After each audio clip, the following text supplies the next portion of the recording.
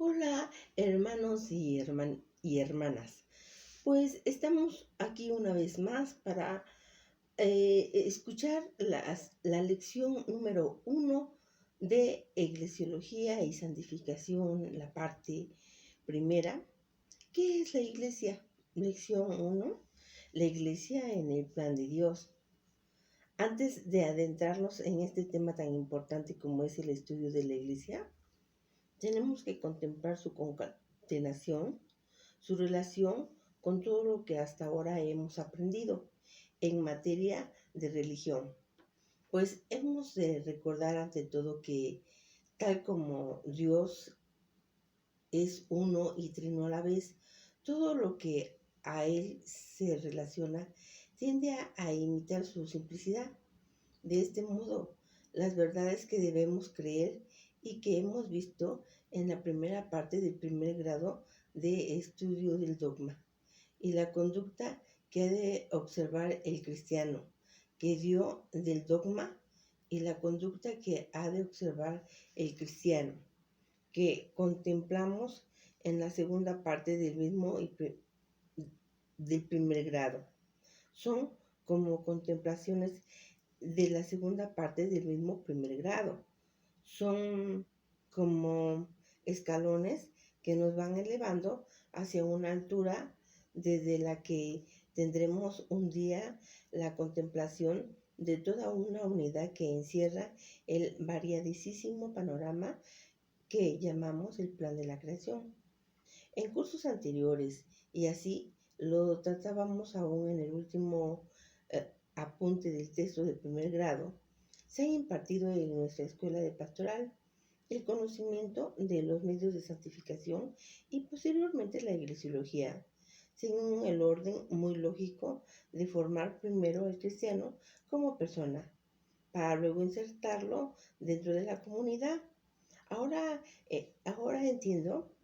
Hemos cambiado el orden atendiendo a la sugerencia muy atinada de nuestro delegado episcopal, en el sentido de contemplar los medios de santificación, no solo como elementos proporcionados por Dios al individuo para obtener su perfección en forma aislada y en una relación Dios-hombre que pudiera antojarse independiente de los demás hombres, como si Dios acordara de todo hombre por separado, a cada uno le tendiera la mano a él solo para elevarlo. No, vamos a mirar esos medios de santificarnos tal como quiso Cristo, que nos fueran dispensados y en la manera en que Él planeó para que a la vez por ello obtuviéramos las necesarias gracias.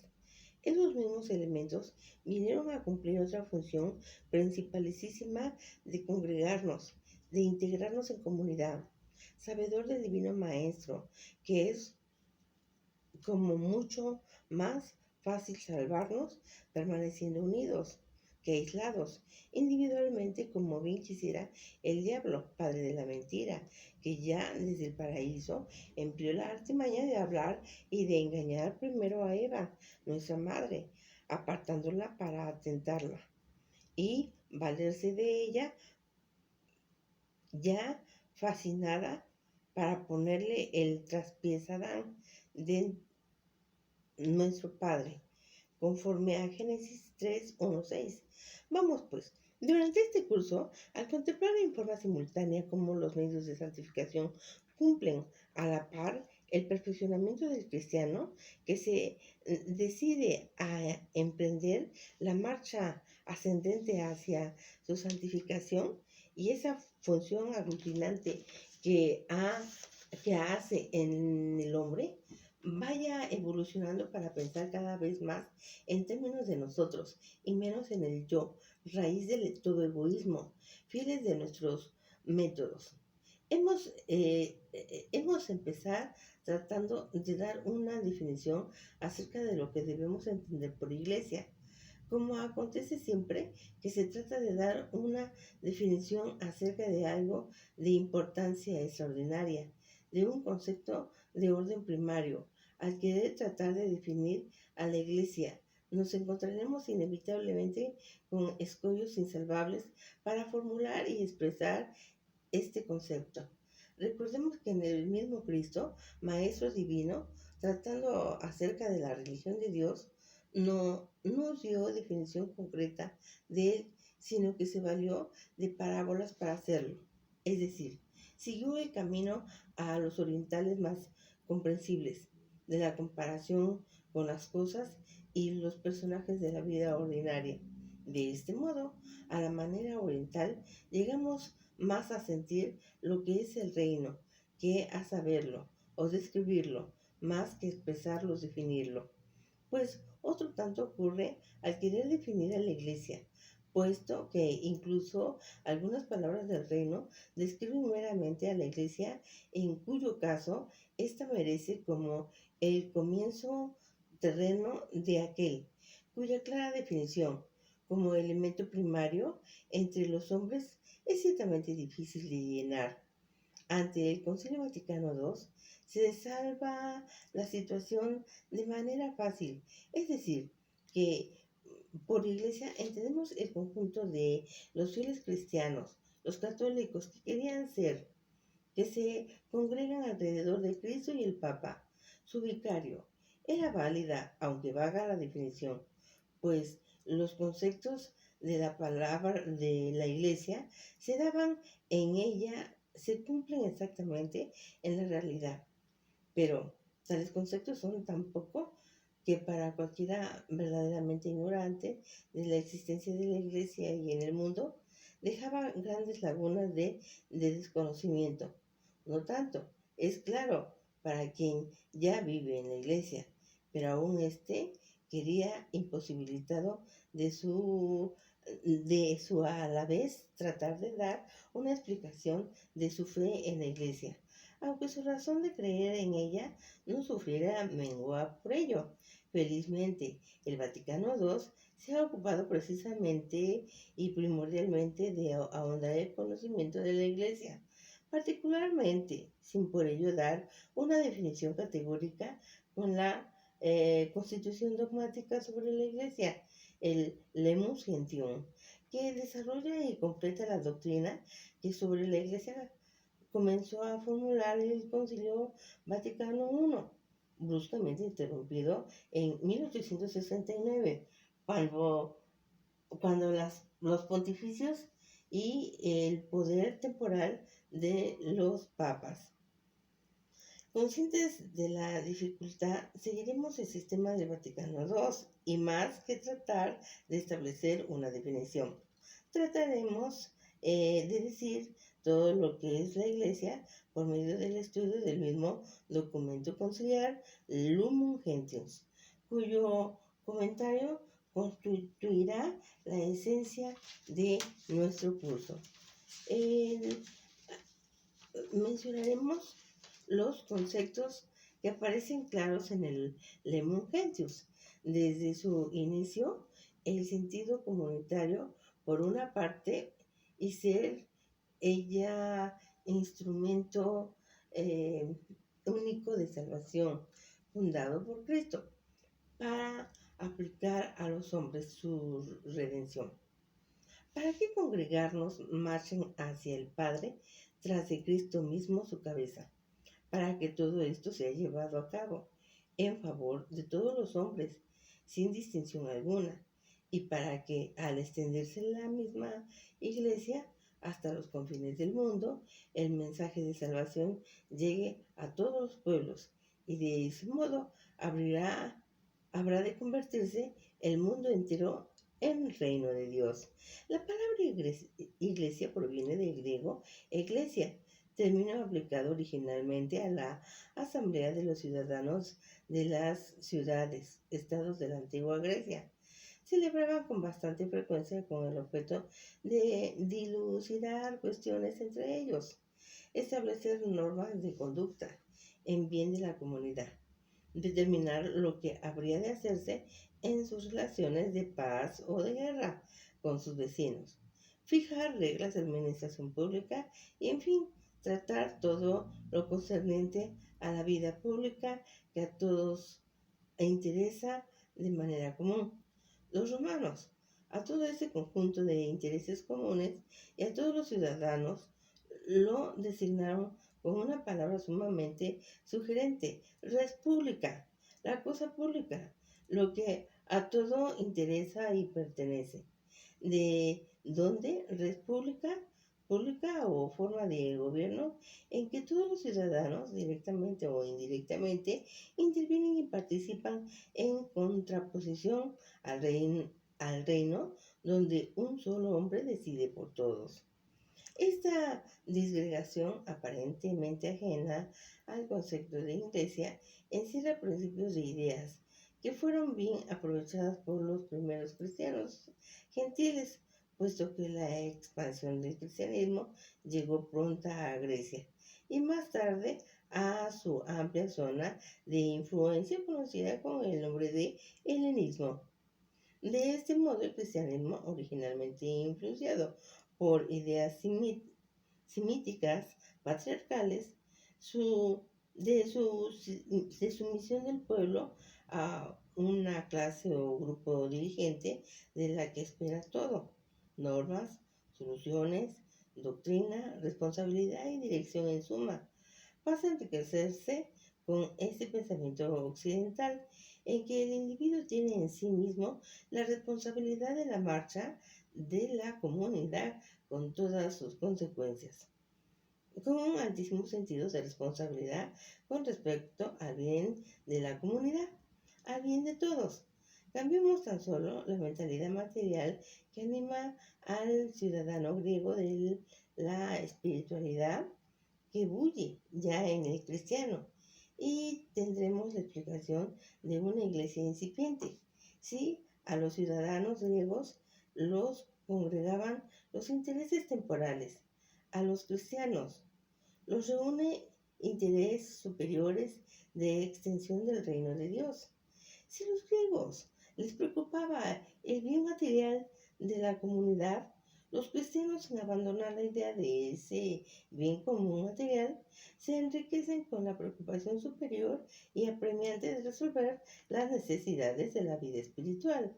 Es así como los conceptos de comunidad y salvación impregnan y dan característica propia de la palabra iglesia.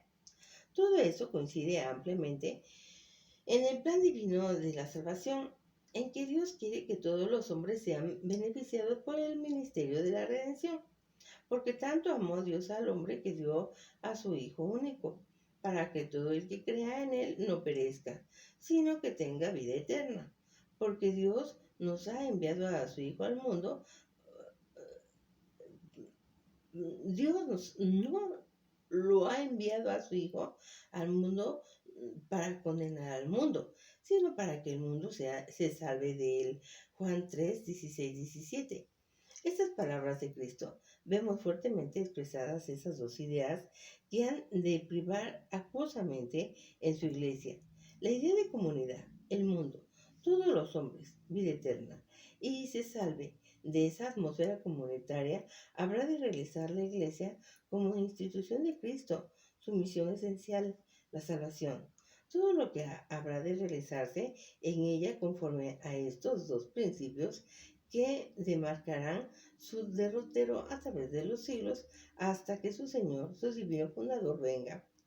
Por antítesis lógico, un cristiano que mira el plan de salvación con egoísmo, parcialmente, individualmente, o que no ocupa de la salvación propia de sus hermanos, es una caricatura de cristiano. Es un cristiano deformado, o ha dejado de pensar, de actuar en cristiano. Ya no vive como cristiano, deja de ser cristiano o en cristiano. No todo lo que diga Señor, Señor, entrará al reino de los cielos, sino el que haga la voluntad de mi Padre Celestial. Porque esta es la voluntad de mi Padre, que todos, el que vea al Hijo y crea en él, tenga vida eterna, y yo lo resucitaré el último día. Seréis mis testigos en Jerusalén, en toda Judea, en Samaria y hasta en los confines de la tierra. Ir por todo el mundo y proclamar la buena nueva a toda la creación. Mateo 7:21, Juan 6:40, Hechos 1:8 y Marcos 16:15. Es pues la iglesia ante el mundo un signo de Cristo, es decir, algo que al ser contemplado, aparte de su apariencia exterior, da a entender algo que no se ve. Veremos algún ejemplo para ello. La bandera es un signo que significa la patria, la nación, sus ciudadanos, la comunidad civil, el amor a todo ello. Una nube amenazante, la comunidad civil, el amor de todo ello. Una nube amenazante, oscura y relampagueante es un signo de amenaza de lluvia. Pero existe una diferencia entre estos dos signos.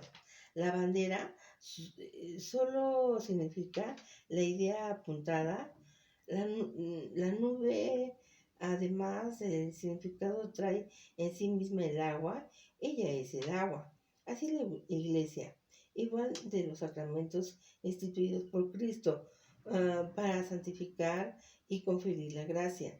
Es a la vez el signo esencial o esencia, significa y es salvación, comunidad, unidad. Pero, ¿cómo hablar de salvación? No puede entenderse sin el auxilio de la asistencia divina. Saber que yo estoy con vosotros y todos los días hasta el fin del mundo. Mateo 28:20. Se concluye que la iglesia es también el signo de presencia de Dios en el mundo, como todo lo que esto implica, dispensión de gracia, santificación y unión de los hombres, ya no solo entre sí, sino con la Trinidad. No es, pues, de extrañar que la vida en la iglesia produzca, para comenzar, y antes que nada, la unión íntima de Cristo, con Cristo y por Él, con la Santísima Trinidad. Aquel día comprenderéis que yo estoy en mi Padre y vosotros en mí y yo en vosotros. Juan 14:20. El paso siguiente es que hicieran exclamar a San Pablo vivo, pero no yo, sino que es Cristo quien vive en mí. Gálatas 2:20. Esa unión con Cristo y a la vez en comunidad eclesial se traducirá en la unión íntima también con la Trinidad. Si me améis, guardaréis mis mandamientos, y yo pediré al Padre y os dará otra amaréis, y se traducirá en la unión íntima a través de la Trinidad. Y si me amáis, guardaréis mis pensamientos y mis mandamientos. Y yo pediré al Padre que os dará otro paráclito, para que esté con vosotros para siempre, el Espíritu de verdad. Paráclito, consuelo, fortaleza, sostén. Juan 14:15-17. Cual sea la acción de las tres divinas personas en la iglesia, como cada una de ellas ejerce una función bien definida, si bien sabemos que todas en ellas es común, como inseparables que son. Lumen Gentium nos enseña. El Al Padre le debemos la iniciativa de nuestra salvación. Debemos entender la salvación como una elección que Dios hace libremente para cada uno de nosotros, decretada desde la creación del mundo, mucho antes que existiéramos en nuestra o es la muestra de su amor. Siendo Dios sabedor de todas las cosas y conocedoras de antemano, por cuanto todo para él es presente también por anticipado, tuvo el designio bondadoso de enviar a la tierra a su divino Hijo para salvarnos, al hacer que su Hijo se hiciera hombre, uno de nosotros. Ya desde entonces nos consideró hijos suyos. Al hacernos hijos suyos adoptivos, nos participa de la herencia de su Hijo natural, y de este modo nos concede el derecho al cielo, que, que prenda de lo cual nos invitó el Espíritu Santo. El Hijo, a quien hecho hombre, hallaremos Jesucristo, fundó, santificó su iglesia, la hizo su esposa amadísima y de continuo vivifica, limpia y adorna su faz para que aparezca ante el mundo como Él la quiere, sin mancha, dignísima arca de salvación. A Él se le ha confiado el Padre, la reunión de todos los que aceptan su mensaje de salvación y conforman a Él su vida. Él, como cabeza de la iglesia, va delante de sus hermanos, los hombres, y le dio vida, pasión, muerte y resurrección. El Espíritu Santo trabaja intensamente en la iglesia, guiándola en sus dirigentes, santificándola por medio de la gracia, instruyéndola, iluminándola, de suerte con su presencia en la iglesia y a cada uno de los miembros, que constituye en garantía y prenda de la futura gloria. Siendo por lo tanto común a todos los miembros de la iglesia, todo lo que la Trinidad Beatísima la ha concedido, no es difícil entender que tenemos que salvarnos juntos, que es imposible sentirse ajeno a la salvación de los demás. Cuando tantas cosas nos unen y se nos dispensan en forma comunitaria. La iglesia es simplemente para bien de todos, una gran familia que unida busca la meta. Después de Juan fue preso, marchó Jesús a Galilea y proclamaba la buena nueva de Dios. El tiempo se ha cumplido y el reino de Dios está cerca. Convertíos y creer en la buena nueva. Así narran los primeros pasos de Jesús en la vida pública. San Marcos en el capítulo 1, 14-15 de su Evangelio.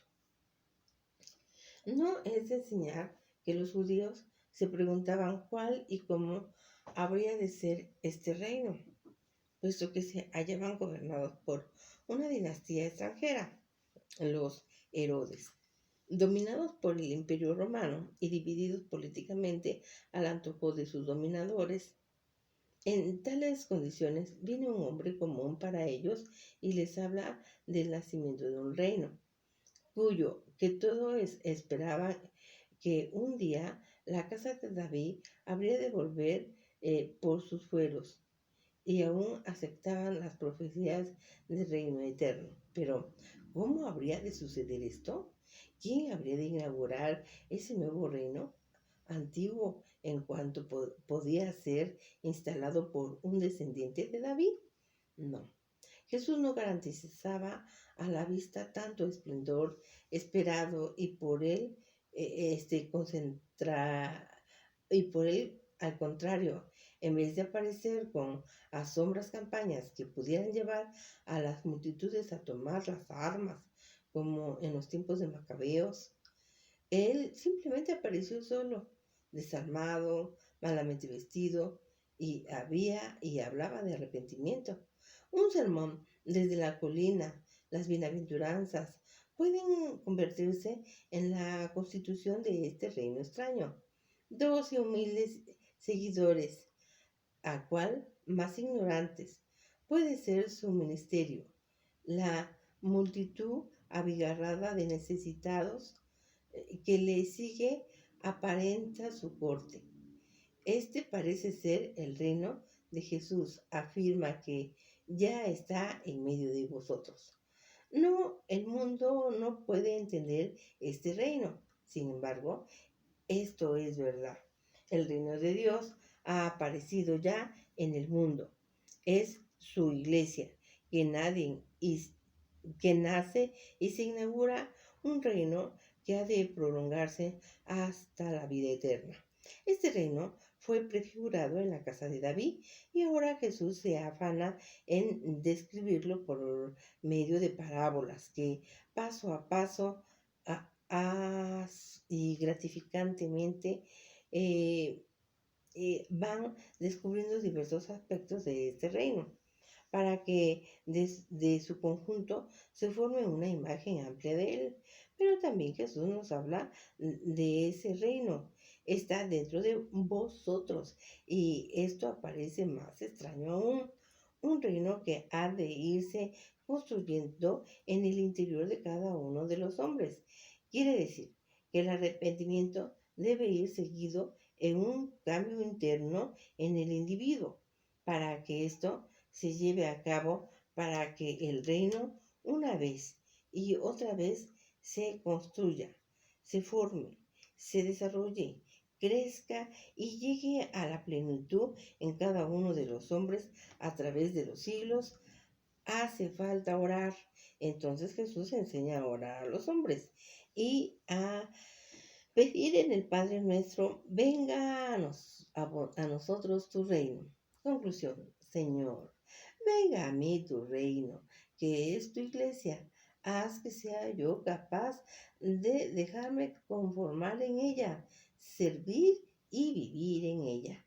Hermanos y hermanas, pues esta es la lección del día de hoy y pues te invito a que te suscribas a nuestro canal y me regales un like para que este programa siga difundiendo por todos los rincones donde pueda llegar. Bueno, pues nos vemos hasta la próxima. Hasta pronto.